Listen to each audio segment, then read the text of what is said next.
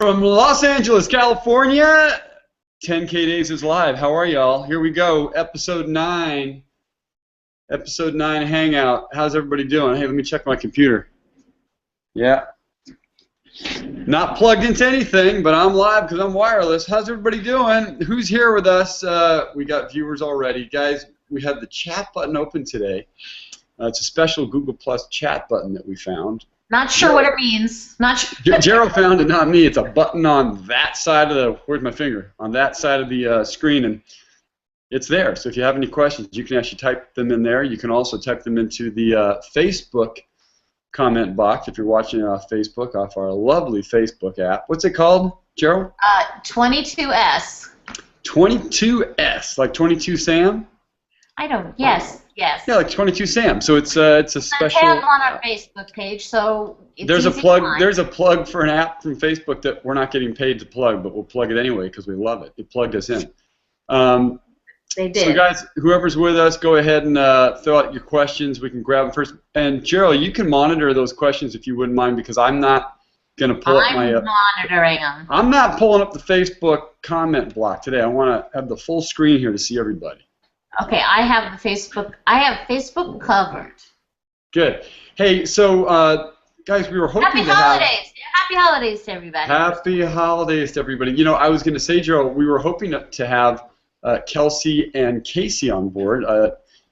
Casey plays Milo Beck, and Kelsey plays Covita Hess, and they both are traveling today. Casey, I think, had to fly out. He's flying to Utah right now. There was a storm. All his other flights got canceled for tomorrow, so they're trying to get him out now. So I think he's at the airport at Burbank. And Kelsey had to hop in a car, so she's trying to use her airport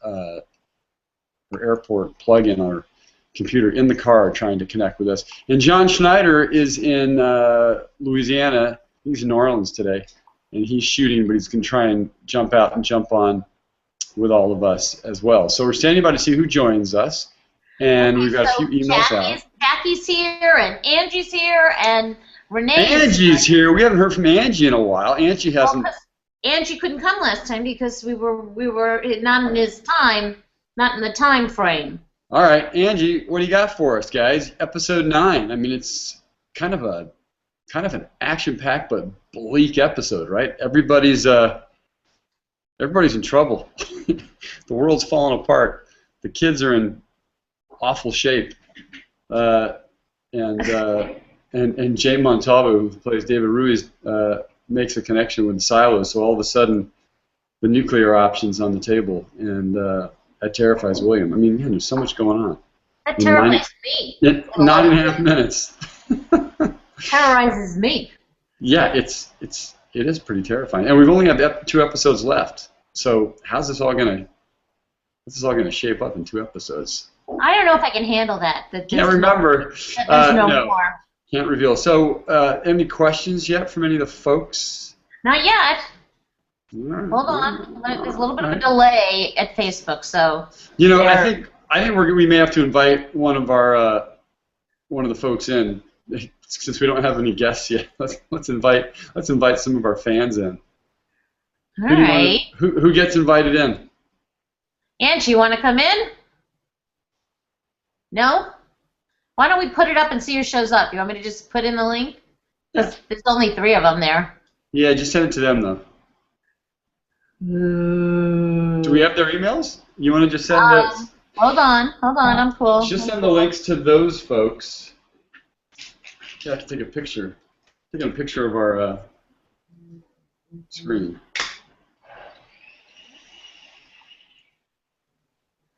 All right. Got it. I can shoot the next episode with this camera. That would be fun. Right? This is, by the way, it's a new lens, 2470, 2.8. It's a Canon. This thing is genius. Look at that. Love it's this gorgeous. thing. Yeah. Can shoot an entire episode with this. Anyway, I'd like to. Hold on. I'm working on it, guys. You're working on it. I'm getting all kinds of text. This is a fabulously exciting Hangout episode. Everything went black. The whole screen went black all of a sudden. Ah, what's happening? Could you do something, Gerald? Right now? Yeah, my whole screen went black. Can you see me? Yeah. You can? I see you fine. Can you see I this? see you fine. Does everybody see Eric? Do you see me? Give us a sign. Well, then it must be a frozen image because I'm holding something up in front of the lens that's completely different. All right. I think I am frozen. Wow. Interesting. I'm gone. I've disappeared from y'all. Wait, Gerald? I'm here. I'm just trying to get a message everybody who we want to invite in. Yeah, I'm gone though. I don't see myself on your screen at all. But I think everybody sees you. Guys, can you please just message us and tell us that you see Eric? Because I see Eric. Highly bizarre. Am I waving my hand? What am I doing? Hold on. What are you doing? You're waving your hand. Oh, who's there? Who's there? Jay. Hey. Jay! Jay Montalvo. And his desk is still clean. Hey, what is this right here? What do you see now in front of my face? I see Santa Claus saying, "What the F?" Joe. Hold on, I'm in Facebook. Look at my... I see Santa. Okay, so Don't you do move see it me. so fast. But my question is, why is it that I can't see anybody? I'm completely blacked out. I don't know, honey. Maybe it's your monitor. Can you see him, Jay? I'm going to reconnect. I'll see you guys in a sec. Can you still hear me? I see you. Oh, there you go.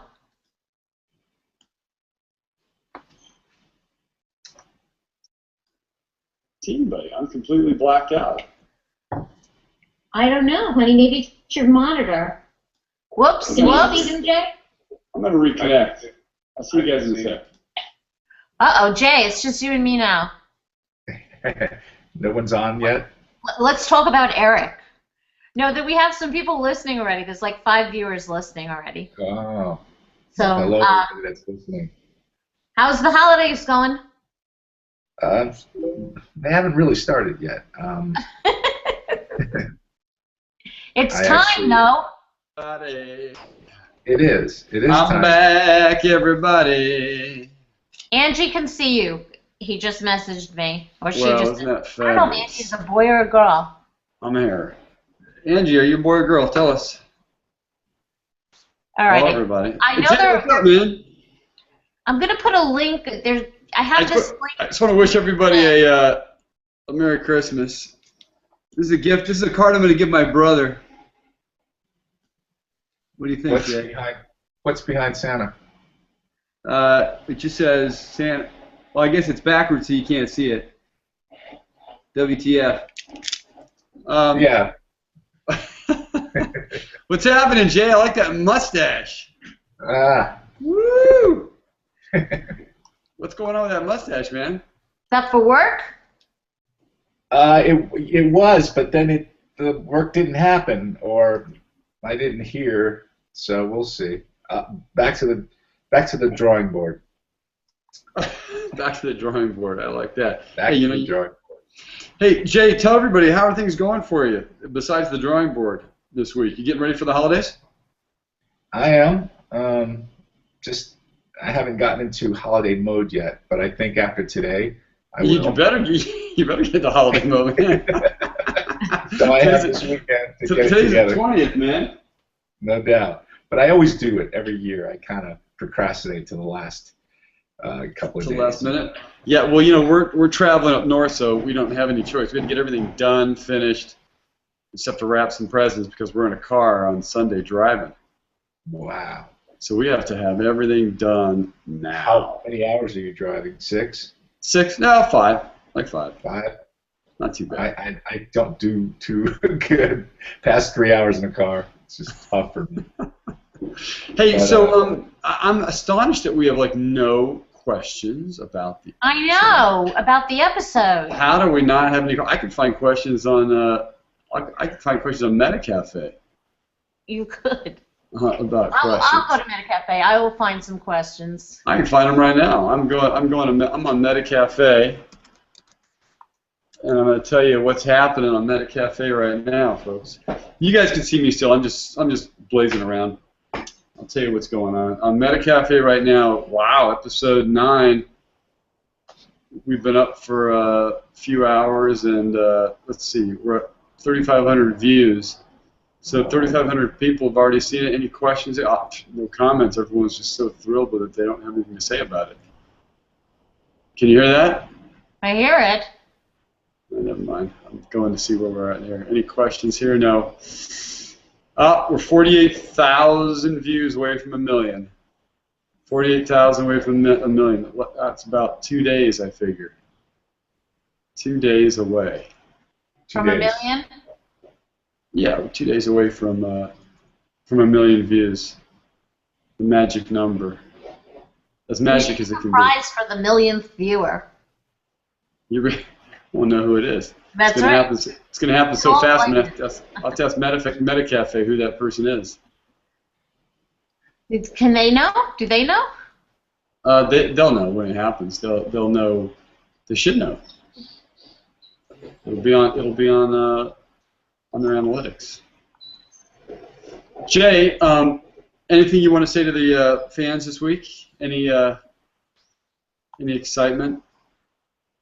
Well, besides thank you, it's just thank you for watching and thank you for being so committed to the show, which is great. You know, I myself tell a lot of people to watch. It's interesting. Friends that I have that have said, no, I haven't watched the show yet. Send me the link. And it's funny because they're somehow we're not aware that the show was on. I guess maybe sometimes how Facebook scrolls, they miss it, but it almost seems like I post so much and then I go, maybe I'm bothering them, but it's just they generally didn't know. So they catch on, and a couple of friends have said, hey, this is a great show. So it's kind of really cool to hear that. So it just kind of lets me know that even the effort putting forth is not, it's almost like it feels like if you don't tell your friends, people kind of don't know. They just they forget or they don't know. So that's kind of an interesting thing that I'm sharing with you guys. But thank you primarily to all those guys who are really watching the show and really getting into the storyline. As a matter of fact, watching 9, I totally forgot what 9 was about myself. I thought it was actually, I guess what's coming up on 10 was 9. So I go, oh, wait, okay, 9 is this one. So that's interesting. Let's see, what else do I have to say about it? Well, that's about it, unless somebody has a real specific question. You know, Jay, it's interesting. I've had the same experience with a lot of people. It's almost like they say, how's your show going? I tell them, and these are people in the industry, and they go, oh, I never got the email with the link, and I'm like, talking about? I sent that to you like 7 weeks ago. Exactly. So a lot of people, they know the show's on or about to air, and these are like, professional people in the business that we deal with every day, and I'm like, guys, the show's been on for 8 weeks, Exactly. But for some reason they missed the boat. Again, these are all the professional folks we work with, so I'm like, that's all right. Start spreading the word too, guys. So anyway, it's always interesting when you talk to these people and you think, I thought I did such a great job sending emails out to everybody. I guess I didn't do a very good job. Well, I mean, I just think people get caught up in everything they do, and they just kind of it's out of sight, out of mind in the moment that moves on to something else. And so the reminder is that it's like they know and they go, oh, that's right, I haven't seen the show. What's the link again? So, and then once they actually start to engage in the show, then they comment back and they go, hey, this is really, really good. I didn't really know it was this kind of caliber of a show. And I guess maybe because they're so used to, or most people are used to seeing their televisions and stuff and just have regular broadcasts, that they don't expect to see this kind of caliber a show coming online. It's kind of new to them. So yeah, it's that. I agree. It is too. It's hard to cut through the clutter. There's so much going on. There's so much going on in the world, and there's also so much going on in people's lives, and there's so much entertainment available and from such a variety of platforms that people just, it's hard to cut through the clutter. It's hard to cut through the clutter. It's hard to be a priority in the entertainment world when there's that much going on. What's really awesome, and I had a conversation yesterday, Jay, with the folks at MetaCafe and the Collective Digital Studio. I was on the phone with Mark Heyer, who's the COO, Chief Operating Officer at Collective Digital Studio and MetaCafe, and we had two of their account execs, the sales guys that do all the ad sales. They had the East Coast guy and the West Coast guy, and terrific guys, Adam and Rafi. And we were starting to talk about season 2 a little bit, about who might be a good sponsor for the show. And we won't go into the details of who, but they're super excited about the show. And what they're super excited about is the fact that not only is the show enticing and interesting because of the world it's set in, but they're excited about the look and the quality. But here's what's really interesting. We went over some analytics yesterday. I didn't tell you this yet, but they said that 3/4 of the views, that means 75% of the actual views that are counted, and we're up to 951,000 now, those views are 100% views, which means that the people that are watch the entire episode. And they said it's unbelievable. That's outstanding. That's actually a 75% actual.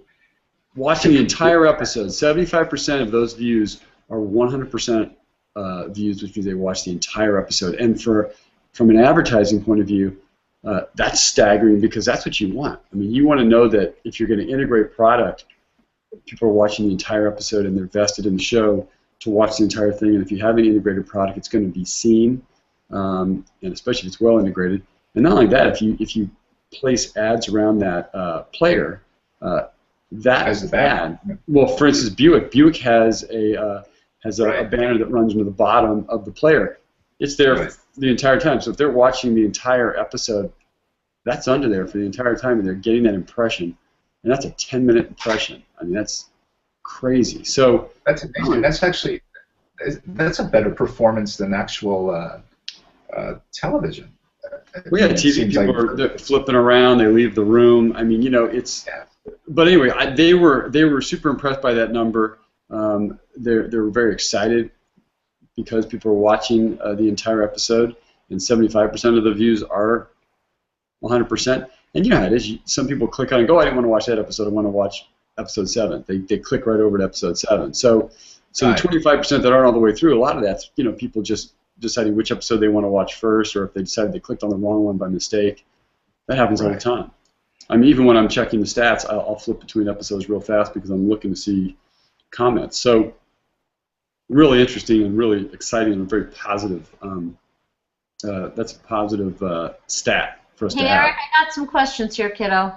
Okay, let's have them. Okay, first of all, let me say hello to who's just joined us. Scooty's here. And Kelly's here now also, as well as Angie and Renee. Listen, this is a nice comment, an interesting comment from Renee. She says, I wonder if the small episode format is turning some people off from watching it. So when you say small episode, Renee, I'm assuming you mean short episode. Right. So in other words, the duration, so 9 or 10 minutes versus 20 minutes.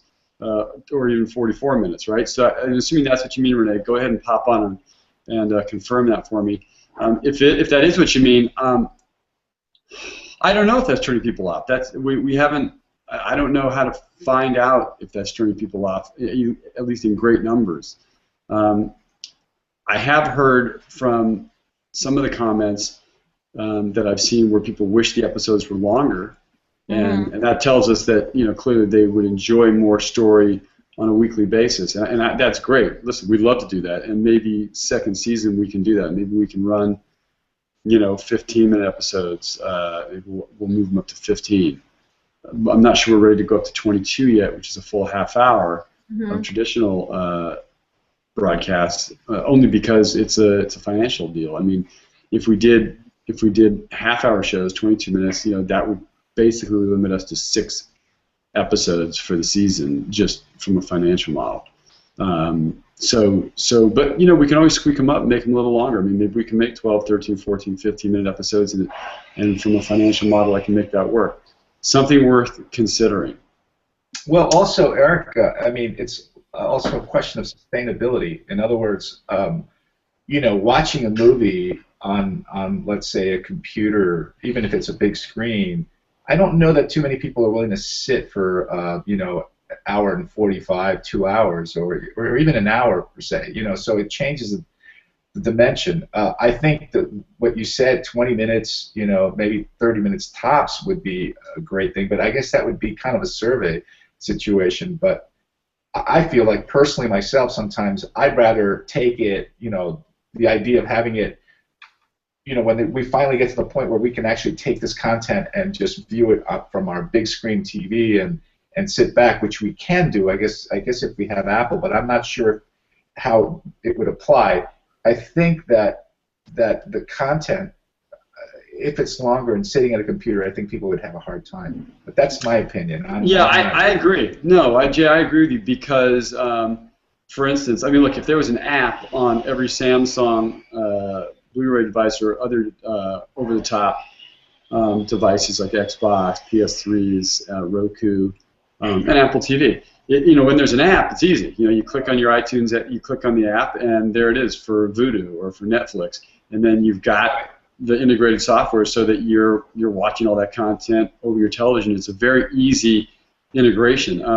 Not everybody has mirroring. I have a special app on my computer because I have Apple TV, and I can mirror my computer, my laptop onto my big screen. I have a big screen here in my office. So there's my there's my screen up there, right? So I can mirror all of my computer content, anything I'm watching online. Like when I'm watching something on MetaCafe, I just throw it up on the big screen using Parrot, which is an app, and I'm watching whatever I want. But not everybody has that ability. So when you've got an app over the set-top boxes like Roku, it makes it super easy.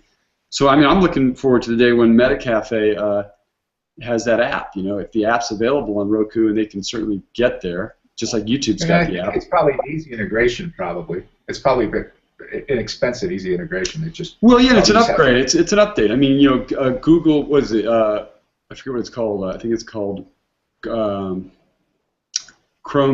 something. I've got to look it up. But Google now has a little thumb drive you can get, and you plug it into your computer, and it acts like Roku.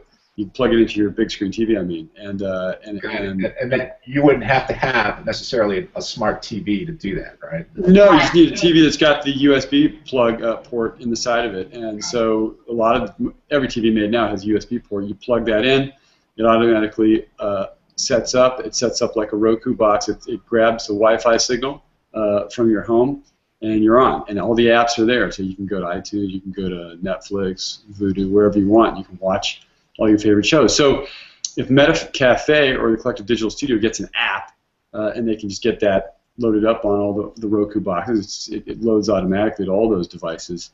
Boom, they got an app up. You can go to MetaCafe. You can watch whatever shows you want on MetaCafe, and it's right there on your TV, just like YouTube. The thing about YouTube is they compress so much their content that the actual quality isn't great. I mean, not a lot of stuff on YouTube is set at 1080 or even 720 standards. So when you throw it up on your big screen and you look at it, and it doesn't really look very good. It's not good integration. Yeah, it's not good integration. Whereas you can watch 10K on MetaCafe in HD. It gives you the option. You can hit the HD button, and you can watch it in HD. Yeah, it looks great. Only at 720 right now, though. You're watching 720? 2020, because do they offer 1080? 1080 no, not on MetaCafe yet. So you can get it at 720, which will look good. Still look really good. No, it looks fantastic at 720. Yeah. Yeah. It's going to be crystal, but I guess it's really streaming speed or whatever it is. Well, that helps you. You got to have the good pipeline. We had some more questions here. Really Angie says a bit longer would be fantastic, but if it's good, I don't really care how long it is, which I understand that too. But and yes, Renee was talking about the length, and also Kelly would like to know, is there a chance that you will make 10K t-shirts available or an art book with behind-the-scenes art? Like an art book? Yeah, a coffee table book. Love to do that. Yeah, no, I mean, that's absolutely stuff we can do. And, you know, what's great about doing books like that is we can self-publish a book like that, and we have tons of art. I mean, we've got fan art, we've got all the drawings. We have some early sketches even from our costume designer, Rita Riggs. We were designing the costumes. So we have some interesting stuff that would actually make an interesting book. Got to put it together, and that takes time because you want to do it right.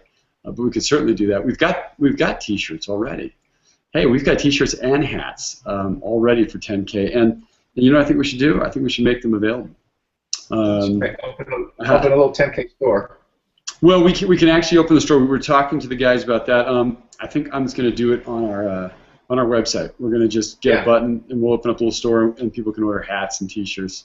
It's not hard to do. There's different, you know, white label companies that do that, and they ship it all out for you. So I think it's time to set up.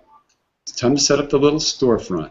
Yes. Also, Eric, I just want to point out to people who are listening on Facebook that they should click the request info button because that'll put them on our handy dandy brand new mailing list, and we can get to them that way too, and we'll have their. What button is that? Tell me about that button, Gerald. Like right above the chat, it says request info. Request info. So you don't really have to request it, but if you click on it, all of your information can be sent directly. I'm looking right now where that is, and that's on Facebook. On the page, on the 22S page where they're watching. I'm looking right now. Request info. Where is it again? Tell me where it is. On the Facebook page. Yeah. Right under the camera, you see where it says "Join us Friday the 20th," and then there's 3 green boxes. Do you see the 3 green boxes? I see them. Yeah. So request info. Oh, I love it. Okay, cool. That's great for people to know. Yes. And that'll put you on MailChimp, and then we can send you personal information. Our handy dandy newsletter. I love it. I'm going to go plug my power in real quick. Hold on, guys, so I don't go dead here. Can you hear us while you're plugging? I guess not. So listen, Eric, James says 42% of Netflix members watch TV and movies on their computers not connected to TV. Not sure if that helps answer a question.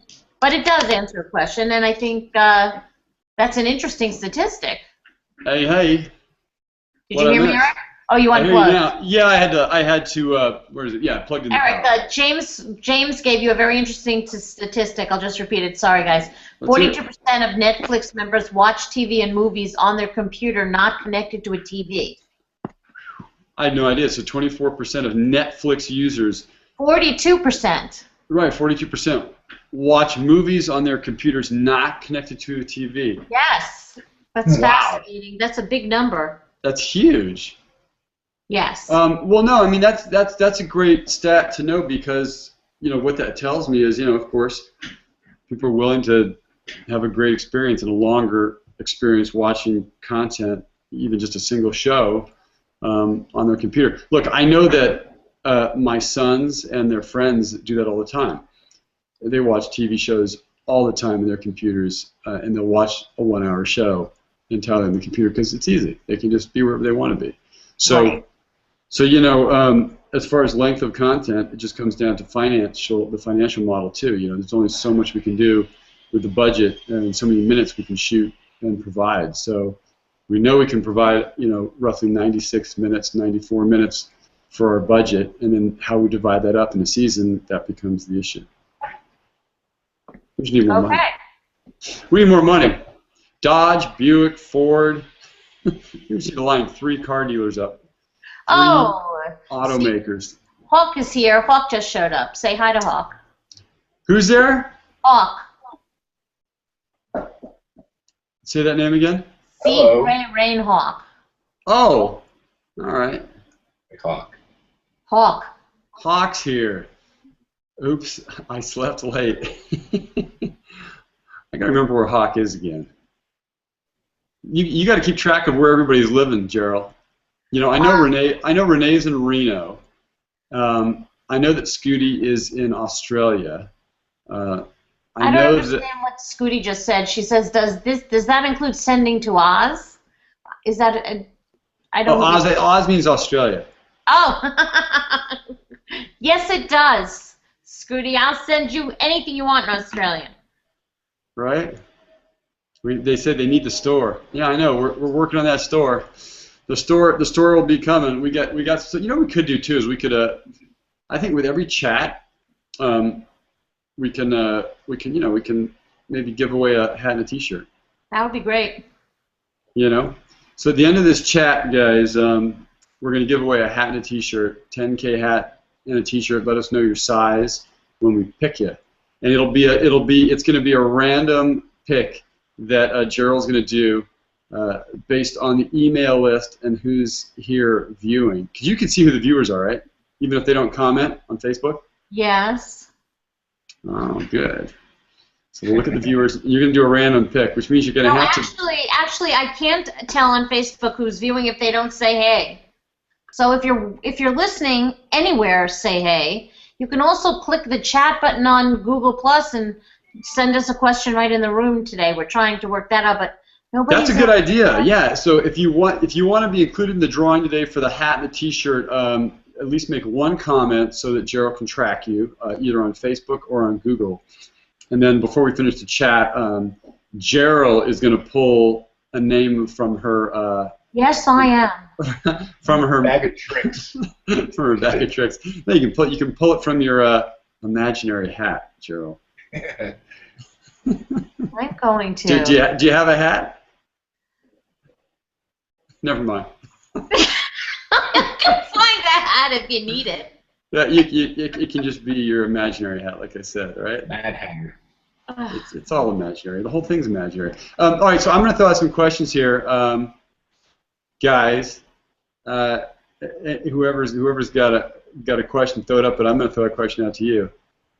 Oh, somebody's birthday says it's my birthday, and I totally forgot. Hawk, it's your birthday. It's Hawk's birthday. No, I thought it was Kelly's birthday. It says right here, it's my birthday, and I totally forgot. That's Hawk. Oh, I thought Kelly said it too. Happy birthday to you. To you. Happy birthday to you. Happy birthday, dear Hawk. Happy birthday to you. How's that? Oh my God, that's worth the price of admission. All right, questions. So, guys, we'd like to hear what your. Maybe nobody watched the episode yet, Eric. Maybe nobody watched the episode. Watch the episode. I'm going to ask a question about our guy and our gal, our couple, Milo and Kavita, stuck on board Air Force One, and my question is, how are you finding these two characters? Are they interesting to you? Do you want to follow their storyline even more than the other folks? Are they? Is it interesting to see how young people that have no idea what the world was like before the comet, what their thoughts are, and how they even view the world and think about the world, having no concept of what the world was like before this ice age. I mean, that's kind of a bizarre thought. I mean, they're born in an ice age. They have no idea what it looks like to see green, really, the color green. You know, they didn't even know what that means. And don't forget, Milo found the Time magazine with the picture of Earth as a blue planet. You know, and that's not a color even though the world is cool, you know, seeing a blue sky. They see a lot of stormy skies and gray skies, but seeing that kind of a blue sky in a world that looks like that, it's a very different concept for them. So my question is, what kind of a view do they have of the future? Do they have any kind of hope for the future, or is it just this is the way it is? It's bleak. Nothing's going to ever get better, and we have no concept or any reference point to what better is. Anyway, those are some thoughts to chew on. The world according to General Mills. Yeah, right. James found the Made by a gentleman. James found the questions, and I just wanted to tell James that yes, it is working. There's if you see where it says "Ask the question," it's been popping up on the screen on Facebook. You can ask a question there, and it goes right to our screen here on Google+. I can't respond to it, but I do see the question clearer and faster. So if you do have a question and you see that link, please click it and ask a question. So, Michelle by the is way, here. Michelle is here. and by the way, oh hi Michelle. Michelle's calling. She's checking in from Germany. She's very bad At a connection. hotel with very bad. Okay. Oh, good. She's on her tablet. That's awesome. I love that. You know, Angie's in Austria. I forgot. That's right. University of Vienna. She's in Wien, Österreich. And Michelle's in Germany. Hawk is in Colorado. I'm figuring this all out finally. And Hawk's hanging out with Nayari. All right, it's all coming together. We're starting to put all the pieces together. We need some new blood here too in the chat room. We're looking for some new faces to pop in. That would be awesome. We got more viewers right now on Google Plus than we've had before. I'm noticing the Google Plus numbers are going up, which is great. Can you see how many people are on Facebook right now? Hold on. Come on.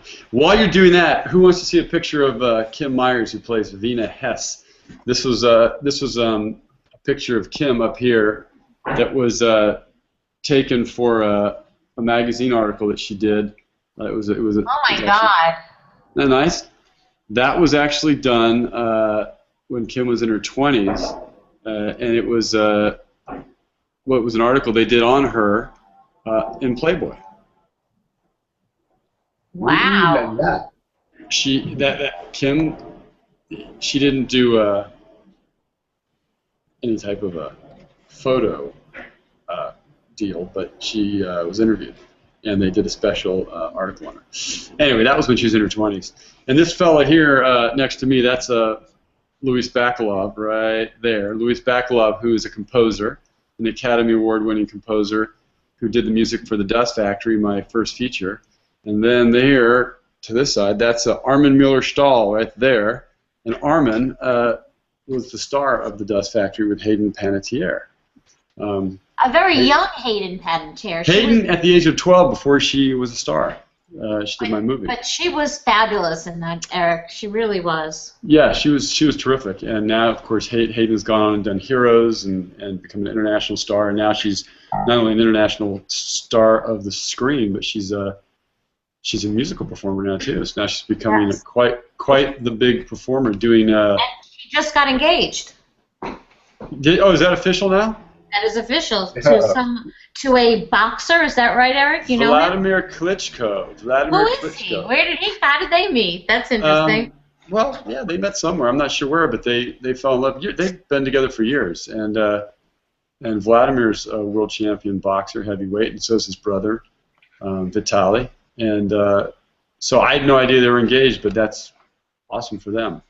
They supposedly have a wonderful relationship, and I saw the ring. Something that'll last. Oh, you saw the ring? How'd the ring look? Huge. As it should be. Well, good. Huge. Well, we would expect no less. We would expect no less from Vladimir. But yeah, so Hayden's gone on, done great things, and she's quite a singer as well. Good singer, and she goes around and she does they do big concerts, and it's all based on Nashville and the songs I think that are written for the show. Anyway, she's doing fabulous. Hey, I see something here. It says Renee's saying the young folk view. Oh, here we go. Put my glasses on. There you go. The young folk view is interesting, but I don't have that strong connection with them yet. I agree. You need to learn more about them, right? The tension and fight between Remy's clan and Lucas's clan is more riveting so far. Hawks, I agree, Renee. We'll learn more and more about them as the season goes on. Even though we only have a few more episodes, you learn a lot more about them, and they certainly end up with an interesting, not a conclusion in the finale, but a new beginning. But you'll see that for yourselves in a few weeks. Renee, thanks for the comment about Kim. Renee says, gorgeous photo of Kim. Yeah, that's a great, that's one of my favorites. Scooty just watched episode 9, and she would like us to know it was very scary. And will they survive? Do they survive? Who knows? They're in a jet that's getting jostled around in an under ice river that's under the frozen tundra and under the frozen ice, and it's ripping down this under ice river that I'm figuring that's a pretty dangerous thing. And at any time, the jet could just be ripped open like a sardine can, and they could drown.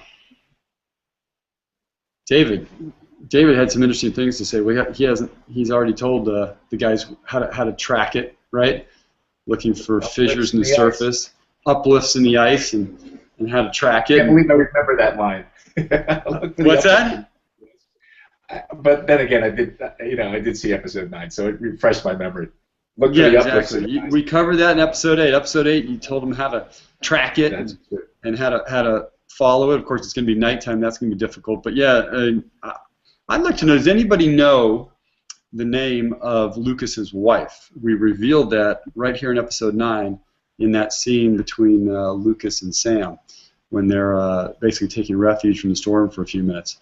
That's a great trivia question. Good trivia question. Who knows the name of Lucas's wife? Let's see if everybody's really paying attention, and how does it all interrelate? Yeah, and what happened to his wife? And there's a little revelation there too. Hey, I got another chat box open here. What's going on here? What, chat box open? Nah, nothing here. That's nothing. Never mind. Someone here. Oh, Gerda checking in. Gerda says the Klitschko brothers are pretty bright and fun fellows. Yeah, they are. They're super smart. They both speak like 4 or 5 languages, and they've got degrees and all kinds of incredible things from the university. They have like their own product lines. I mean, they're super businessmen. These guys, super businessmen. And they're strong like bulls. They're strong like bulls. So I think Hayden and Vladimir will do okay. Between the two of them,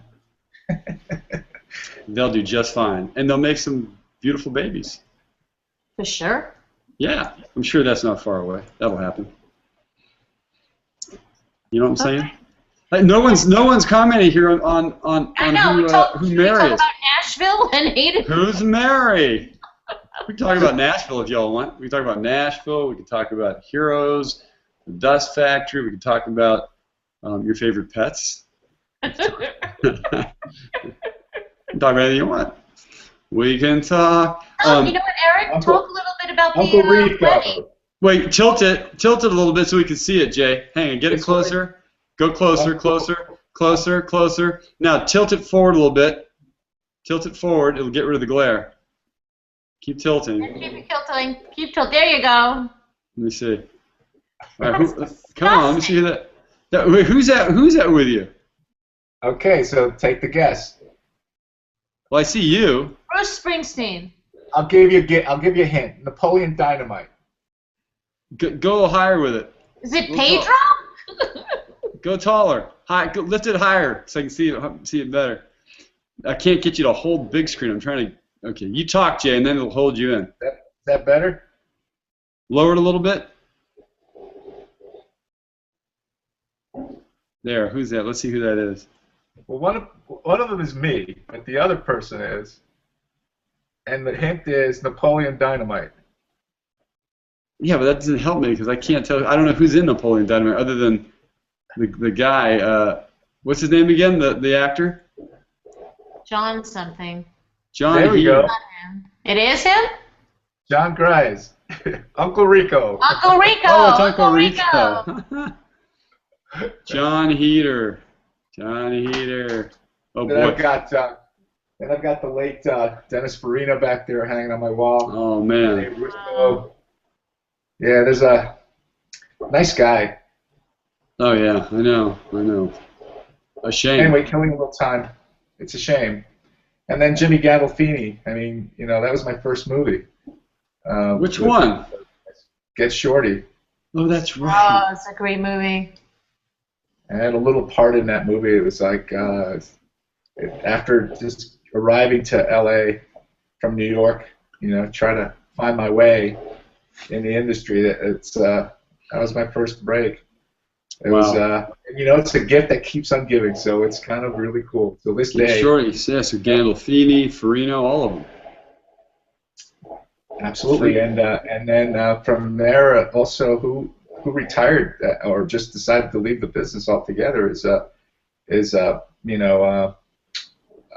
Popeye Doyle. Jesus, it just farted on his name. Brain farted on his name. Gene Hackman. Yeah. Yeah, he just decided he wasn't doing it anymore. He's done. He's done.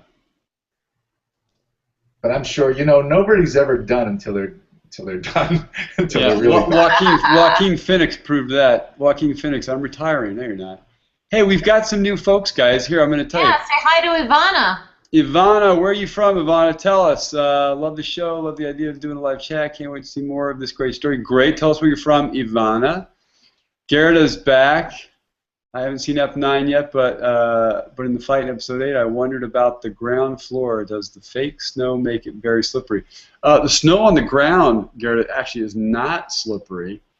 Not slippery at all. It's the snow when we want people to leave a footprint. So when we do the shots when they find the boy early in the season, or when Remy comments on the imprint in the snow, that's a special area we fill with snow that actually leaves footprints when you step in it, and that is super slippery.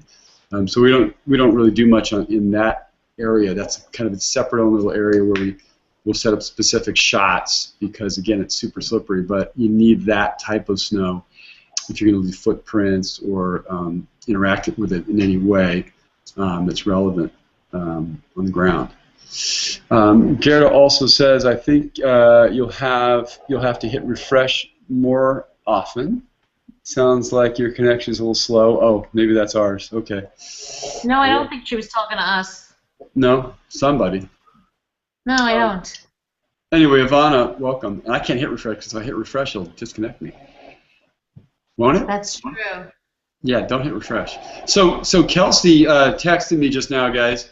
And Kelsey said she's driving through the mountains with spotty connection.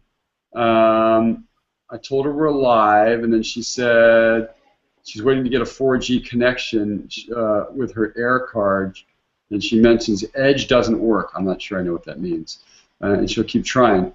Casey's on a plane, I'm assuming, because he's not here. He said if he's not here, it's because he had to get on a plane to fly out to Utah, and John Schneider is, I think, shooting right now.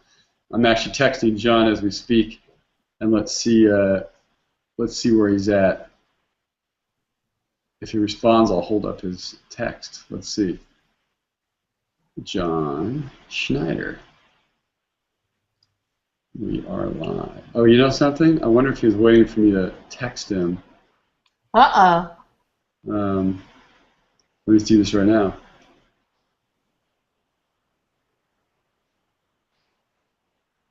Yeah, sometimes it happens. I'm telling him I emailed him the link. Okay, good. So guys, again, I'm going to throw out a couple more questions for you. Nobody's answering the Mary question, which means I don't think anybody figured out who Mary is. So that's the Mary question. The next question I have is for Jay. Oh. Jay, you guys have a wonderful moment in episode 9 when William comes in and you come in with him, and basically, you guys are looking at them like, where are the kids, and they're not there, but they're actually looking hopeful to you, like hoping that something positive has come out of us, and William just kind of touches Fred's shoulder and he gets it, but you and your wife have a great moment. It's very brief, but I actually love this. When we were cutting this episode, I just love the moment because you walk up to Rita, played by Jill Ramez, and you don't say anything, and she just looks at you and she says one word. She just says, Milo. and you don't, you know, shake your head or do anything that would be so obvious, you know, like, oh, he didn't make it. You just look at her, and you look, you're in so much pain, and I love that moment. You have so many wonderful moments, the two of you, where you don't say a whole lot, but there's a lot going on between the two of you. Why don't you share real quick with the audience, just, you know, if you can remember what you were thinking when you played that moment with her, and instinctually how you know to not overdo it. I think it's more like the moment's very bleak, and it as a human being, I guess it lends you to want to just think the worst, and having gone through a level of pain, which I don't want to get too much ahead of the story, between my wife and I'm kind of like I'm trying to be the rock, the rock that doesn't allow for any more of the drama to entice what could be hopeful. In other words, that even though it seems very, very bleak, there's an opportunity that maybe, but by not knowing that they're okay, and that I wouldn't want to add to the loss of something that is kind of what holds us together at this point. It's a fine thread, because having, you know, when she talks about in earlier episodes about the fish tank and the temperature of the water, she carries a huge burden, as well as I do, and we don't really talk about it, for the reason that if we did, our chances of surviving would probably be very limited. We probably wouldn't make it, because we would give over too much to the pain. So to answer the question best, as a choice as an actor, I suppose it was more about just containing it and just feeling it deep down and know that it's there, present in my mind. I did not want to give her any semblance of thinking that there was doom. So I wanted to protect her, our relationship, and everything that's to look forward to from there, because there is hope. Yeah, I like that. Josh. I like that. No, that makes a lot of sense, and that's accurate for the storyline, for their characters. Great moment, and we haven't talked about it, but the moment between the two of you, the scene between the two of you at the top of episode 7, before the fight sequence and the attack. That's another scene. You know, I mean, we didn't cut once in that. It was just one take, straight up. And it was one take, yeah. Yeah, one take, and it was wonderful. You know, just the way you guys played it was so natural. It was very simple and very heartfelt. And again, talking about Mary and giving us some insight into the fact that you had a daughter, you know, named Mary, and she died. You know, and of course we'll find out in this episode that, you know, Lucas is married to Mary, and she died obviously in childbirth shortly thereafter. And Milo is their son, and so that's all revealed very carefully. And I see Renee and Reno figured it out, and she knew. She was just paying attention like you all are. She wrote Mary was Milo's mother, who apparently died. Correct. And what's not revealed yet, and I'll tell everyone here, is, you know, Mary did die in childbirth. She died in childbirth, and Lucas was devastated.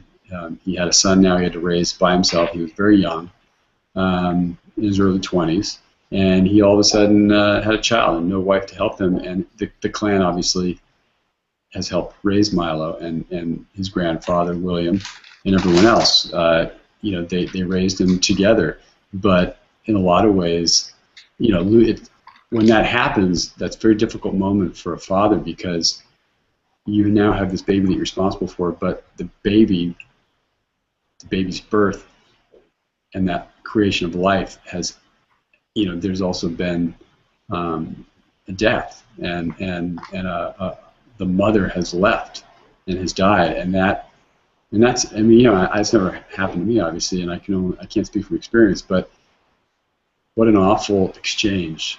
As one life is coming into the world, another life is leaving, and and every time you look at that baby, that memory comes flooding into your mind, and I'm sure that never leaves you. It changes over time, but that's all you remember when you see that baby. And of course, you see the beauty of this newborn life as well, and that can be a healing thing. But I think for Lucas, it wasn't easy for him to get over that, especially since he had the rest of the clan readily available to help raise Milo, and perhaps gave him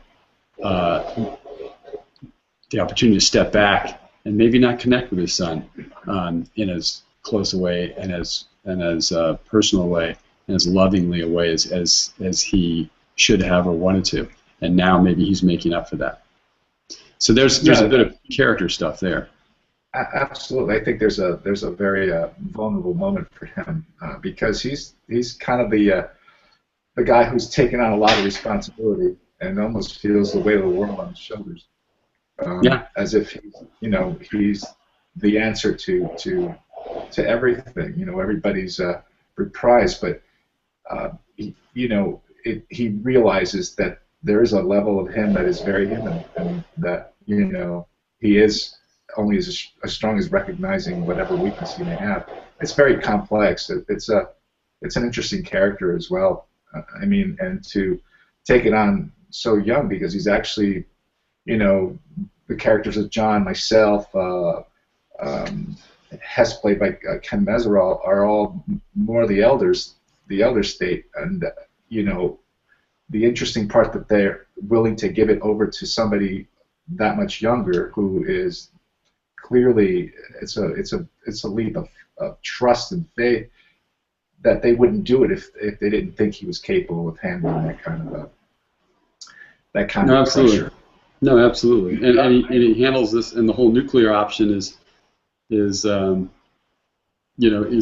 to be handled differently too, because as William said in episode 4, when they sat around the table listening to the black box from Air Force One and realizing the technology they had potentially, the ability to detonate a nuclear weapon or multiple nuclear weapons to create heat and save themselves, that comes with all kinds of baggage for William and for you and for Fred, because you understand what nuclear weapons can do, whereas Lucas is like, well, why wouldn't we use it? Well, he has no. He doesn't come with any of the baggage, because none of the baggage of the nuclear scare we all had, in the 50s and 60s, and the,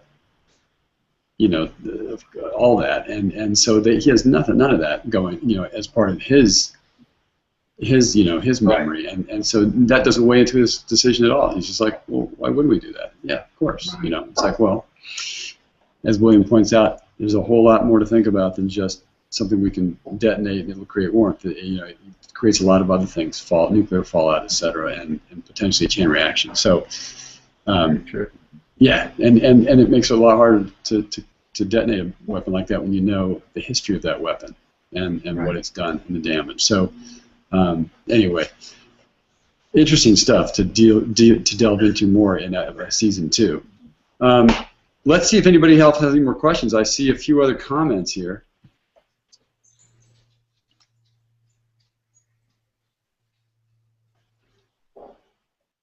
Scooty says, I have a guest.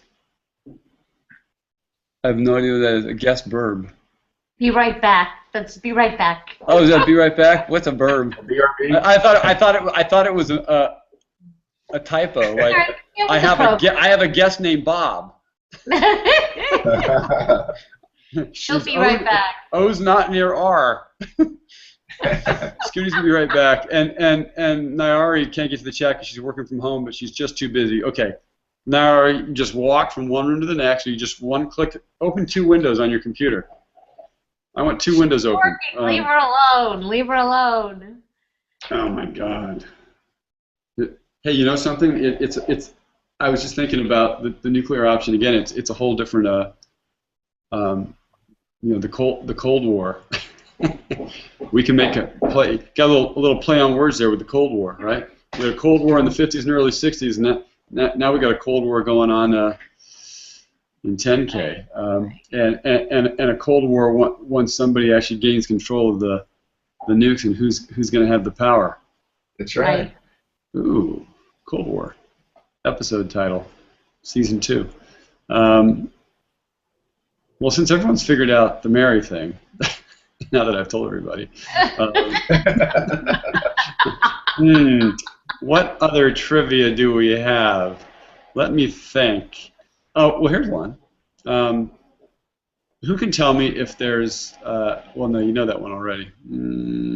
I was going to talk about the fish. The fish were kind of cool in the tank, and the fact that you guys grow fish and you eat fish. And that's just bizarre. I just found that fascinating too, that would be an option. You know, when we were setting this up, I was like, yeah, fish, great source of protein. Oh, hello. Sorry. Is that you, Joe? Yeah, ignore it. I've gotten rid of it. It's Gerald. It's Jackson. It's Jackson. Okay. Jackie says it's great to get to know the backstories of the characters.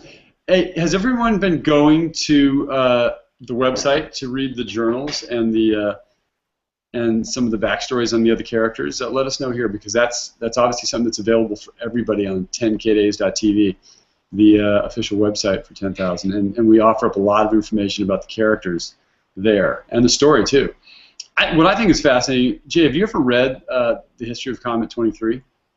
You know, I wrote up that document that basically lays out in a timeline how the people of Earth responded to the news of the comet on its approach, when it misses us, and then circles back around, and on the return visit hits us. Did you ever read that? The part of 23? Yeah, it's on the website. I put it up. It's a long timeline. You read that, right? I read most of it. Yeah, there's sometimes I go back and recheck, because I go, it's interesting to see where some of the stuff is conceived.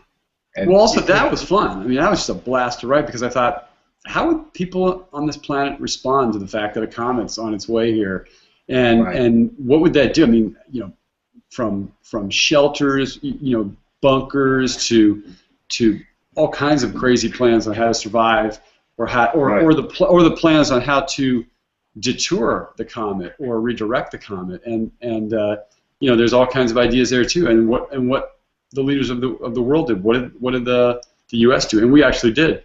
You know, in that document, we lay out a timeline, and we talk about what they do to try and deflect it and redirect it, and how they fail, and also just when they realize where it's going to hit, and how people are told to leave the coastlines. Anybody near a coastline, leave, because if it hits the water, it's going to create this enormous wave and tsunami that's going to just wreak havoc for hundreds of miles inland, and all those people on the coast have to. I mean, they instantly have to. They got to bail out. They got to decide where they're going to go. This mass exodus from the coasts, it would create havoc. You know, so all that's in the document. It's pretty interesting when you start analyzing how people would react and what they would have to do and what logically would happen, and it's just chaos. I'm looking to see if we have any more. I'm checking to see how Kelsey's doing. Kelsey, no good, not happening. Casey is on a flight, and John Schneider has not responded, which means he's on the set shooting, and he can't break away. Let me see. Let's see here. One more email to John, and that's it. So it looks like Jay. I'm so thankful that you showed up today. Oh, my pleasure. That way the pressure wasn't just all on me. So let's see what some last questions might be here before we call it quits for the day, because we've been on for an hour. Hour is kind of our timeline on these. Here we go. Let's see. Well, Nairi's not going to join us because she's less than a minute between calls, even to jump on and say hi. People are happy to get to hear the backstories and the characters. Jackie says that really helps. Kelly's asking, if they go through with the nuclear option, I wonder what will happen. Would not want radiation sickness on top of freezing already. Absolutely. And Kelly, the problem is once you detonate one nuclear weapon in a silo, what's to stop a chain reaction? Because just because you sent the signal to one doesn't mean there won't be a glitch and it won't send that signal to multiple silos to detonate. So that's one of the worries. Let's see here. I think you got them all, Eric. No, we got some here. How are the farm wolves managing with food without the observatory? There you go. Sorry, Renee. Exactly. Well, the farm wolves, what they do are two things, and there's always, you need protein, and you also need some citrus to avoid scurvy. So, like, pirates and anyone on long voyages at sea back in the day, they would take they'd take salt licks, need salt, and they would actually bring big barrels of fruit to get the citrus because you need citrus to prevent scurvy. So what they do, and I think Christo at the breakfast table announced it. He said, they have salt. They avoid scurvy with vitamin C. They actually have vitamin C blocks, and you can get that too. You get blocks of vitamin C that you can actually break off chunks and lick or chew, and that's how they used to do it also in shipping, pirated ships. So they've got those, and then as far as food goes, protein, they've got mountain goats, and we actually didn't show the mountain goats in season 1, but that's going to be revealed in the second season that they do have protein through meat. Mountain goats can survive in incredible low temperatures, and they use the oil for fire, as a fuel source, and the meat for protein, and the wool and the hides for warmth. Are more questions piling in? Kelly just had a really nice comment there, and I think I saw a piece of this documentary about a comet or asteroid hitting the Earth and how we can prepare for it. She thinks it might have been Discovery or the History Channel. I think it was the Discovery Channel, actually. I'm going to go look it up, Kelly. I watched a lot of footage, and I did a lot of reading about this before before finishing the script. And yeah, there were various resources that I used, and it's interesting, the discussions on how asteroids versus comets would affect us. The difference being, an asteroid, you can actually, they get an idea of its size, not exactly its density, but its size. But if it's a solid mass, they can pretty much figure out the density of it relative to size, based on what they know most asteroids are made up of. Comets are a little different. When I was talking to a comet specialist, the difference there is you don't know how dense the comet is, because it can be a tightly packed ice ball, or it can be a more gas-packed ice ball, so it can have more. It can have less density to it, so they don't really know what the impact would be, simply because they don't know the density of it, even though it might be large size-wise. So that's interesting. I'm going to check out that documentary. And James would like to know. What's that? So size does matter. Size does matter. Size does matter. James is asking what you thought when you heard earlier this year when the comet hit Russia. Oh, that was pretty incredible. I saw the footage like a lot of people did, just online. First of all, just the sound of that asteroid as it passed overhead, and there was one video in Russia where somebody had a camera on, and you could hear it as it passed overhead, and fire alarms went off, and windows were shattering. I mean, and that was just because it was passing by so quickly and with such velocity.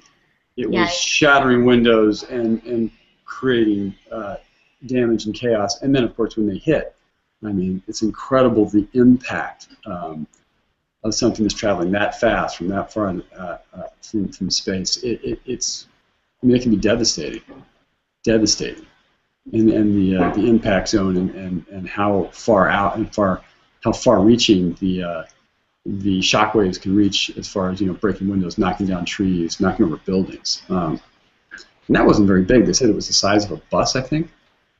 Wow. Yeah. So that's not. Yeah, it's big, I guess, if you look at it, but that's not that big. I mean, think about something the size of a football field. Mm-hmm. Yeah, that would be trouble. Ivana's asking about the second season now. Yeah, Ivana, I was saying we were talking to the guys at MetaCafe and Collective Digital Studio, the sales guys, for advertising. So they're out starting to approach various sponsors that might be good for season 2, that would sponsor and give us the ability to to shoot a second season, give us the funding.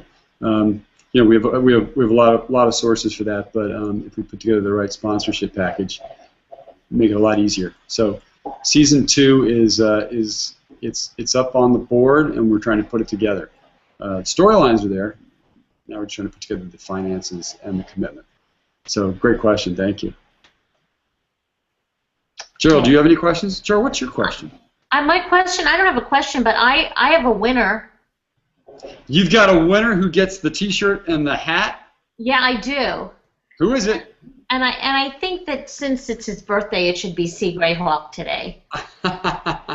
Great. All right. So he's got a. Do we have his email? We have his email, and I will contact him and get his pertinent information. Get the pertinent information, and it's going to get shipped out from Los Angeles, California, Hawk, to you. Just get us the size. The hats are one size fits all, so that's not a big deal. All right. But the T-shirt matters. T-shirt matters. That'll be great. Looking forward to sending you a care package, Hawk. Happy birthday. That was a good one, Gerald. That didn't come out of a hat. That just came out of inspiration. Thank you. That came out of my hat. That came out of the proverbial hat. My proverbial hat. The magic hat. The invisible hat. I'll have a hat next time. You'll have a hat next time. All right. And I'll put everybody's name in the hat. How's that? I love it. Thank you. And everybody's up. And anybody can win that hat and T-shirt next week. And that's a good question. Everybody should let us know if we should do a hangout next week. Who's into a hangout next week? Because it is. Yeah, raise your hands. Just raise your hands. It's right after the holidays, so It's in between the holidays, actually. Yeah, everyone's running around. Everyone's going to be with family and busy, and it may not make sense to do a hangout. I will be able to, so I'll be here. And anybody who's available and wants to be here for the hangout, let us know so we can take a vote. Let's do this the democratic way. Let's take a vote. Let's see. There'll be a threshold vote number. We'll see what the threshold is and what the number is that we get to, and then decide whether we're on or off. But I will say this: more people on the Google Hangout than last week, which means Google is maybe making inroads. More people signing up for Google. Yay! Yay! I'm trying to show you who I can invite here. I think we're in good shape. All right, guys. Any last questions before we say adios and everybody can get on with their day? You have to give them 1 minute because they're delayed, and I'm sure in 1 minute we're going to hear who's available next week. If they want to ask me a question, I mean, I'm here. Jay's ready to answer questions. Jay's ready to answer questions about anything and anybody. You can even talk about the front page news in the LA Times today. What's on the LA Times? What's on the front page, Jay? Front page today. It's probably Duck Dynasty. He's on there. Yeah. Yeah, Duck. There was actually one of the front page articles was on Duck. Duck apparently is. Duck apparently is. I think Duck has become an endangered species. Endangered species. Now, apparently, the rest of the cast has now decided to boycott and not participate unless they let their patriarch back. Yeah. Well, let's see how much power they wield in the considering TV world. that it is AMC's, A&E's top, moneymaker. I'm betting on the Duck boys. You're betting on Duck is not an endangered species, and they're going to extend hunting season. Not a chance. They just came out with a flipping cookbook. Okay, there's not a chance that they're going to let the series go. It's their top moneymaker. It outdid Honey Boo Boo. Woo! Duck and Honey getting together. In my humble opinion. In your humble opinion, you're probably right. We started. I think the patriarch will be back. Money trumps. I mean, you're kidding. That's what makes that show interesting. Characters like that, Yeah, he's a racist. That's who he is. That's why people like to watch him. And when it Surprise, comes back in surprise. January, their ratings, I guarantee you, are going to be through the roof. Mark my words. Wow. Yeah. You sorry you brought it up, Jay? No, not at all. Actually, it's interesting. It's fascinating. Stuff that could actually be put into like a little metamorphosis. And Eric, you can put that in season 2, just kind of topics that have to do with the way people behave and how they think. It's probably something David would very much be interested in. He's quite the philosopher as well. Is he? I'm definitely not going to bore the folks, but for sure, you know, I find it fascinating. And yes, you know, people say about freedom of speech, which I agree. And you know what? People get to know your character and how you think. It doesn't make him a bad human being. It just makes him one who, you know, no judgment here. It's just how he thinks. That's and right. As you reveal yourself, it is what it is. You know, would I, in my opinion, having one, would I agree or condone his behavior? It doesn't really matter. It's basically, there are things you could probably interconnect to, you know, in the past, things that, you know, for example, people leaving Britannia and trying to think about freedom of speech and that creation, but yet, you know, slavery existed. So is that, you know, you can start getting into like the real deep meaning of like, well, freedom of speech is one thing, but how does it, there's always a consequence behind it. So that's always a given. It's the fine balance of life, I suppose, you know, like equal and opposite reaction. You know, listen, A&E will ultimately decide whether that fits into their how they want their channel to be perceived. They've got a certain audience, and their audience will either support that or be interested in that type of entertainment, or they won't. And they'll gauge it based on that, because, you know, that's, or I guess it's A&E. Even though it's their top-rated show, they still have programming that's fairly broad and reaches a large number of people, and they just have to decide whether that's worth it for them to keep that show on and to you know, to allow him to be on the show. It'll be interesting. Maybe we'll find Duck frozen somewhere. in the future. So Milo will find a little device. It's a little the duck calling thing. It's like, hey, it's quack quack quack quack, and then, you know, all the frozen ducks reveal where they're buried. And I love that. I love that idea. So anybody that wants to see a frozen duck in the future, let me know, and he can be found in any type of circumstance. Or maybe you could just have him frozen in the ice somewhere. Just have him stuck frozen in the ice. Like I said, circumstance, how he's frozen and at what age and in what position.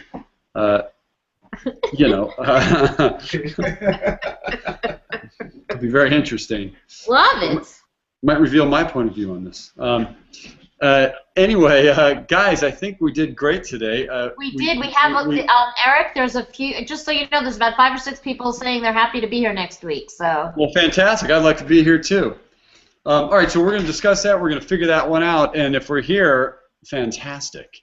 And Gerald, thank you once again for making this all happen, making all the connections. Jay, thanks for showing up and saving the day, because Kelsey got stuck in the mountains and Casey got stuck on a flight and John got not stuck but is working, which is fabulous. You know, and next week we'll reach out to a few other folks. I'm trying to get James Harvey Ward and Jules Wilcox on next week, because they'd be great. You know, we need our romantic couple on. We need the romance on the show, and we can get our romance questions ready for them.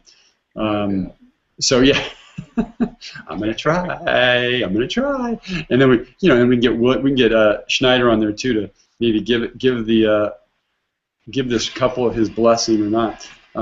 Certainly, Peter Wingfield would not be blessing this union. We could do a whole fourplex show. I can have Remy on one side, and I can have William on the other side, and then we can have the couple, and then we can have Remy, you know, speak up. Will forever hold his peace. I'm sure he'll have something to say. Is there any reason this union should not be condoned? Yes. Right. right? He'll say, yeah, it'll be interesting. Guys, thank you to everybody who's wishing us a happy holiday on the chat. Happy holiday to all of you. Happy I just thought of holidays. it. Unless there's a dowry, but it would have to be a reverse dowry. It'd have to be the dowry of the observatory is what Lucas would have to give in order to marry her, and Remy would be happy to accept that dowry. Okay, that's getting too weird. Happy holidays! Happy holidays to everyone. Have a great holiday, whatever you celebrate. And we all have to celebrate the new year, of course, no matter what our religious beliefs are, because that's coming whether we want it to or not. So have a wonderful. Excuse me. Oh, Gerald, you have such a cute sneeze, Gerald. Thank you. Thank you. I've worked on it. I've over the years I've perfected my sneeze. Yes. You've perfected the sneeze to ultimate Won the cuteness. sneezing competition. I don't have a good sneeze. My sneeze is out of control and loud. So Happy New Year to everybody. And if we don't do a hangout this week coming up, we'll do one in the new year. That will be reported to be delivered to you soon by Gerald. She'll deliver the news via comments. Yes, and be sure to sign up for our email by clicking request info or find Please me. Request info. Jay, I'll see you soon, hopefully. Yes, absolutely. All right, and by the way, folks, we got an IAW TV award. Wow, we got a couple of them. I forgot to mention that. Oh, forgot to mention that. So be watching. I guess IAW TV. They're going to broadcast live. You can go to their website. They're going to broadcast live on the 7th, I think it is. 6th or 7th is the actual show. We'll post, and y'all can watch it. And it's going to be in Las Vegas live. That's January. That's next month. It's next month. It's in a couple weeks. So they're going to broadcast live, and good luck to Marco Mazzai, our director of photography, who created the beautiful imagery of 10,000 Days, and to Eric Strand, our editor, and Gian Gonziano. They cut the piece, and Eric Strand finished it up. He was our key editor and did a fantastic job. Good luck to them. Let's see what happens. Boy, can you imagine if they win? How fantastic. But even to be nominated is a great thing. So we want to thank the IAWTV, the International Academy of Web TV. I'm a member. You got to be if you want to get nominated. And we'll see how we do. All right. Bye, everybody. Right. Have a great holiday. Happy Hanukkah. Merry Christmas. Happy New Year. Happy Kwanzaa. Happy Kwanzaa. I'm not sure you even understand what that means. Have a great season, everybody. Okay. Bye, y'all. Signing off from 10,000 Days. Bye, Jay. Bye, Gerald. Bye, everybody. Bye. All right, Eric. See you, bud.